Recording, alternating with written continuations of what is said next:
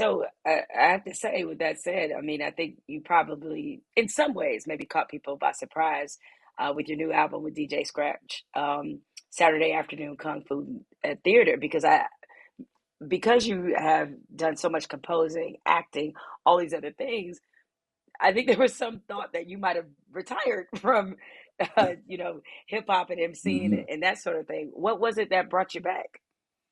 Well, the quarantine man, had me sitting still, and actually had a chance to play with all the toys, for hours a day, like not just like after coming from the writer's room or after a job.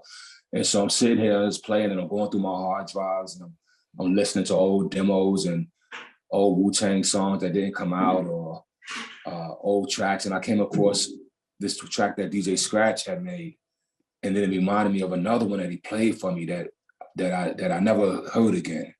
And of course, I called to check up on him and his family, during the quarantine, and see how he was doing. I still, there's a few good brothers that I keep in tune with, as you know, Q-Tip and all that. So some brothers I stay in tune with. But I reached out to him, and it was like, yo, you got that track, that Mothra joint? He's like, yeah, I got that. He said, why, what's up? I said, yo, I'm thinking about, recording some lyrics. I've been writing.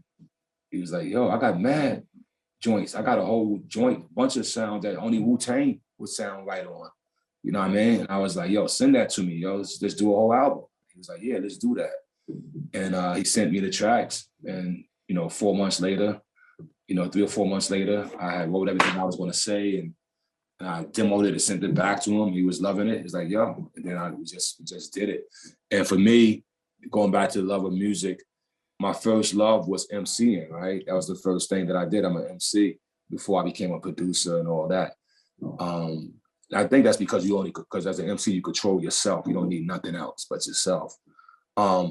And hip hop itself started with just a DJ controlling the beat and an MC controlling the mic. And me and Scratch did this album with that same concept. No money was exchanged.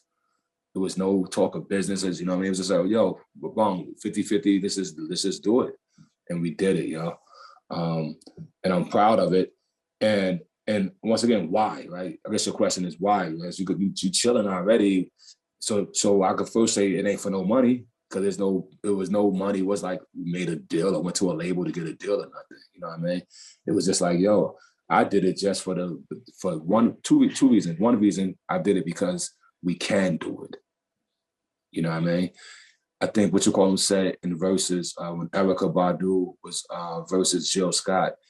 Erykah said something like, yeah, I got all these songs here. And Jill was like, girl, share them. We are meant to share. It ain't meant to be. And I was like, yeah, she's right. I'm gonna keep going. I'm gonna get it out. I took what Jill said, and I took that to my own heart. Like, she's right. Like there's you're not going to find what RZA's going to say in somebody else's mouth. You know what I mean? Because they're not, whatever reason why, whether it's not their experience or they didn't think of it that way, or maybe they're making it for a different reason.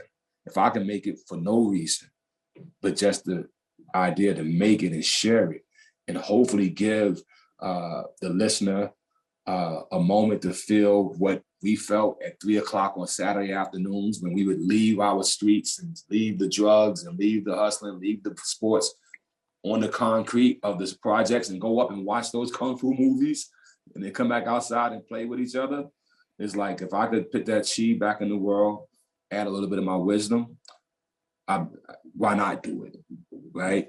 There's no reason, there's nothing to stop me from doing it, right?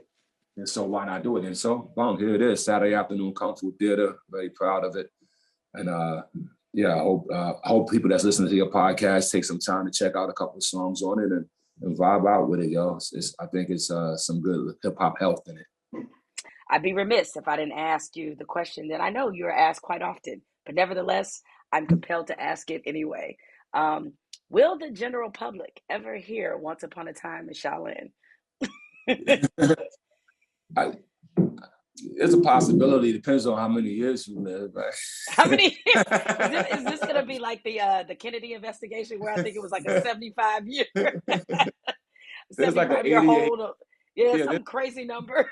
Yeah, it's like an 88-year clause in it or something like that. Yeah, well, we'll never see what happens. You're like, all right, so we basically have to be immortal to live through this album. You know, let's be optimistic. Let's Okay. you know, if you know, there's a chance. There's always a chance, right? It's always, Yeah.